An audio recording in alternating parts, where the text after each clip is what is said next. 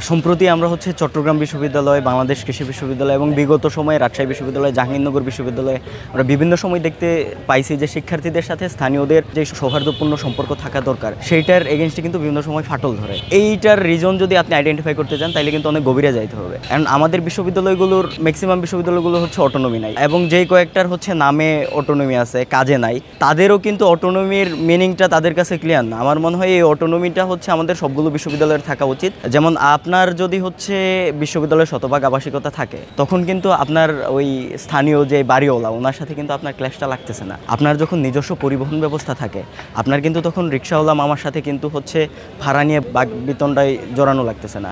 এবং সবচেয়ে বেশি যে অটোনমিটা দরকার আমি মনে করি পলিটিক্যাল অটোনমি। আপনি যখন আপনার শিক্ষক যখন সাদা দলে নীল দলে বিভক্ত হয়, তখন যখন আপনার স্বার্থ সংশ্লিষ্ট কোনো ইস্যু সামনে হাজির হয়, তখন কিন্তু তারা কিন্তু ক্লিয়ার পিওর স্টেটমেন্ট দিতে পারে না যেটা আপনার পক্ষে যাবে। বাংলাদেশ ইতিহাসের এমন একটা পর্যায়ে আছে, অনেক ঝুঁকিপূর্ণ একটা পর্যায়ে আছি। আমরা আমাদের এনিমি আইডেন্টিফাই করতে পারতেছি না, আমাদের কে বন্ধু কে শত্রু আমরা কাউকে বিশ্বাস করতে পারতেছি না। এবং আমাদের যারা যে জায়গায় আছে তাদের যে রোলটা প্লে করা দরকার তারা কিন্তু সেইটা বিভিন্ন কারণে করতে পারতেছে না।